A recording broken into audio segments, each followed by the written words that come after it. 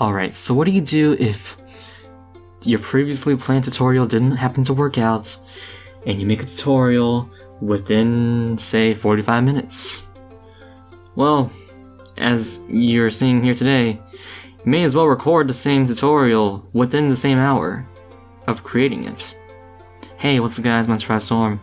This is another RPG Maker tutorial today, and it's going to be the last one for February. Don't really know what the title's going to be because I have no idea how to explain it, and I probably will think of something later. I'm recording this way too quickly, but, well, here we are. Basically, we're having a system where, well, in some games, bosses can be retried multiple times. However, their health may persist through different attempts. So say on attempt 1 you deal 5,000 damage to a 10,000 HP boss. On the second attempt, it may keep that 5,000 damage. Well, until it gets defeated, at least. And that's basically what we're gonna try today. I guess I should add this in there. I'm basically taking inspiration from Princess Connect, which I've been playing, but that's not really the point here. And we'll be getting into the tutorial straight away. Alright, so going over to plugins, we have a few required here for today, and one that's not so required, but is used for testing purposes. Buff and State Score, we'll be using this to check, well, after, basically, you know what, it's too complicated to say here, but it'll be very important because we'll be checking if the boss, basically if any changes to a boss's HP is made during a time where we are unable to check it during the trip event. We'll be using Buff and State Score to check that, which you'll see later. We also have auto passive states, which will apply that particular state in question to the boss before each battle, during each battle, all that. We also have Gab window, which is just for use for testing purposes and as an easy display for me, so I can understand how many attempts it has been, so I can make sure nothing goes wrong, which will be visible during this tutorial.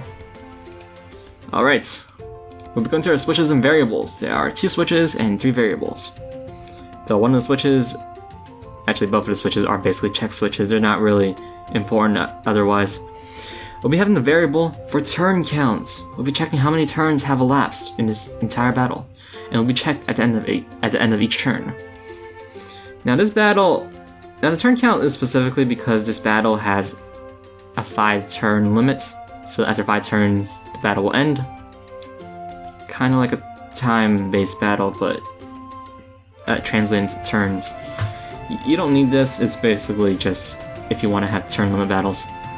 We also have attempt counts, which will count how many attempts have gone by during this entire boss fight. Or at least during this entire boss challenge, because the boss revives after... You know what, never mind. We do need to use this so that we can check whenever we need to subtract the boss's HP. Which, yes, we will go over later. And speaking of checking the boss's HP, we'll be using this variable to check how much HP the boss has taken as damage, which we'll be going over later. Yeah, I'm saying that a lot. We also have the switch that will check if this boss has been defeated recently. If the boss has been defeated, then we'll be resetting every single thing that, well, we need to.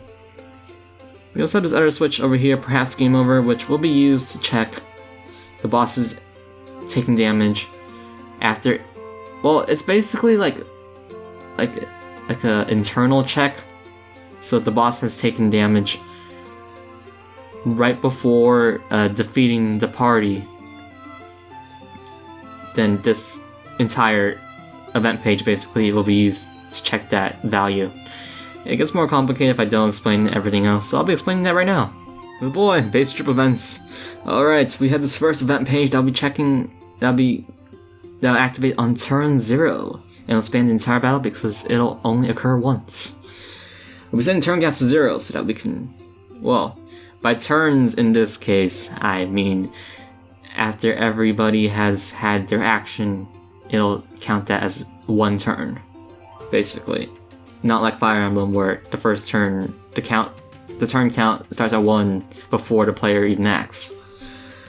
We'll also be checking if this boss has been recently defeated, if the switch defeated plus reset is on. Then we'll be setting the attempt count to 1 so that we can reset the attempt count. Setting the boss HP difference to 0, though I don't think that really matters. And we're turning off this switch to turn off so that we don't have this occurring multiple times after our boss has been defeated. Otherwise, if the boss has not been recently defeated, we'll be setting the attempt count variable to raise by 1. Simple, really. Now, if the attempt count is greater or equal to 2, we'll be changing the enemy HP of troop number 1, aka Wings of Judgment, this boss here, to subtract by the value stored in boss HP difference variable, which will be checked in the next event page. We'll go over that very soon. And we have some additional gap stuff here to check how many attempts have occurred, all that. Event page number 2. This will be activating at the end of turn 1 and every turn after that. And will occur every turn because, well, it occurs every turn. We'll be adding the turn count variable by 1 so we can check how many turns have elapsed. Once 5 turns have elapsed, aka if turn count is equal to 5.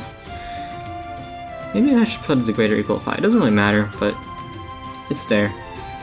We'll be setting the boss HP difference variable to equal the max HP of troop number 1, aka Wings of Judgment.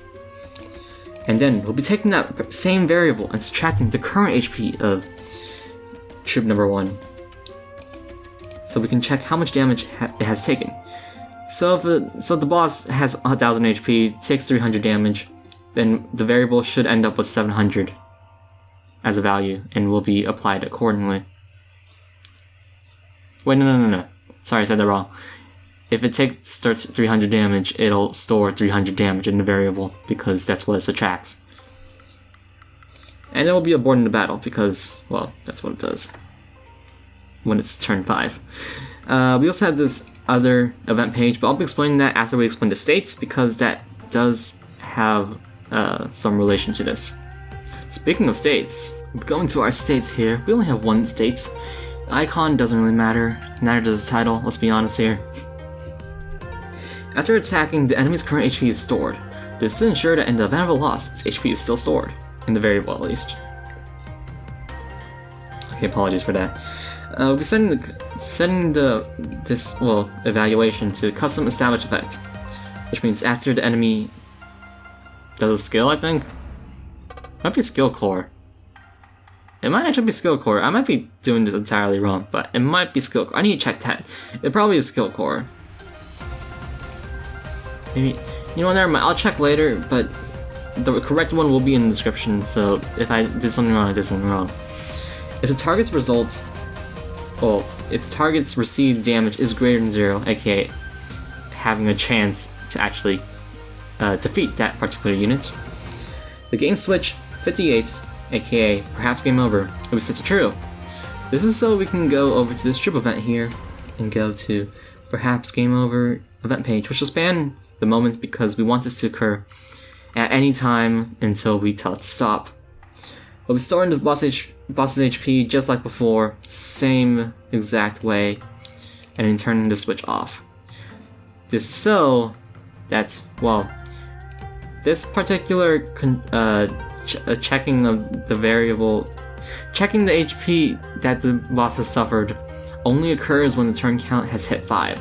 However, if the player loses before turn 5 hits, we want to make sure that there is a way to check the HP, well, accurately, like at its earliest moment, at its most accurate moment, because this does occur after the boss attacks, though actually that might be because the boss attacks last because it has 1 speed. Not sure. No. That's not how it works. I'm second doubting myself. It works because that's the only time basically that the boss can actually kill or defeat the player units, which is why we need to check it at that point. Then we turn the switch off so we can, well, turn this entire event page off. We go into our map here, though there's nothing special. We have a healer here. We also have this event here. We'll be setting a choice to check if the player wants to battle or not. We'll be having a battle processing with the Wings of Judgment. Now we'll be setting, well, we'll be setting the battle so that there's a chance that the player can lose, or we're allowing the player to lose. Because, well, that's basically the entire point of this entire tutorial. Not sure if can escape works, though it seems likely it might work. In case you were wondering. But we'll also be setting the switch for defeat plus reset to be on, so we can have all that shenanigans on the troop event to occur properly.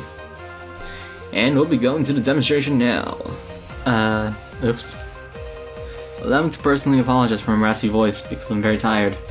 Also allow me to personally apologize for not including one important fact that I should have explained, but I explained a little bit in the plugins. Basically, I forgot to say that you need to put the passive states of...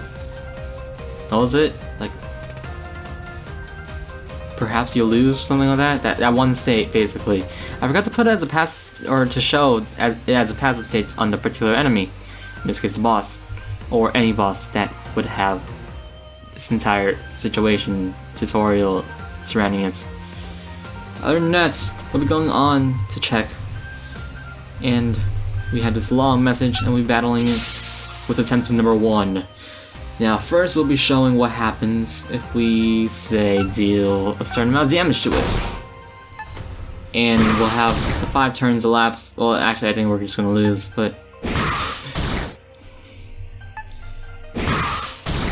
I should have raised their HP so that they do die accordingly at the right time. I did not do that, unfortunately. However, as you saw, we did, what was it, 340, 320, 320 damage? If we go back to the battle, on attempt number 2, that was 380. We'll see that its HP was drained at the beginning of battle, which seems to suggest that the variables from the troop events have worked. And that's the states, actually. The states, event page number 3, have also worked. Now if we actually try to kill this boss here, very slowly. Okay, thank goodness we went for Herald. If we actually kill this boss here, we'll have different messages, but that's not really the point here. If we go back to the battle, you'll see that attempt has reset to number 1 in the gap window right there. And its HP has not been reset. Or its HP has been reset and has not decreased at any point. I would have shown the turn count, but I forgot to set the actor's HP to go higher. Which is unfortunate, but not required. I can guarantee that it works, by the way. I have personally tried it out. You'll have to take my word for that one. Okay, we'll be going on to the outro now because this demonstration's over. Alright, see you there. Alright, got a lot to talk about here, so let's go over that very quickly. Some links. Basically, the state that I used in this tutorial was actually based on a prior state I used in the 3 Houses Skills video. Blade Breaker specifically. So, that's not really important. If you know that video, you know that video. Also, another link is to Driftwood Gaming. Driftwood Gaming's video about using script calls to turn on a switch.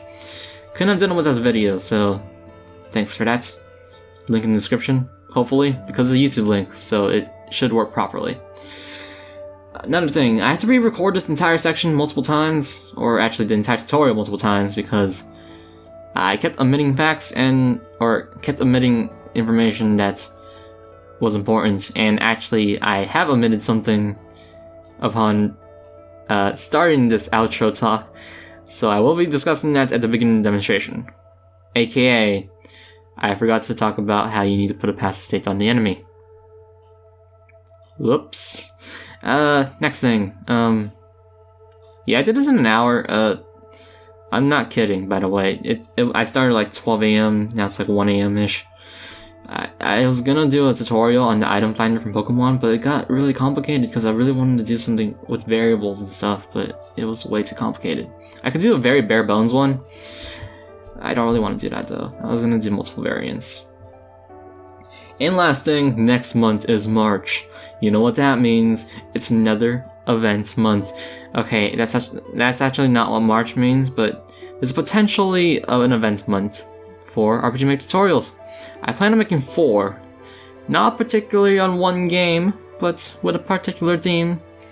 So that theme is all in the name, actually. You can really argue that any of those tutorials that I'm planning, if they work or not, regardless, apply to that particular theme. Which I do need to check if those work or not, so I do need to do that. It'll be a lot of work, but I will try my best. And if anything falls through, I will just try to find another one that fits the theme.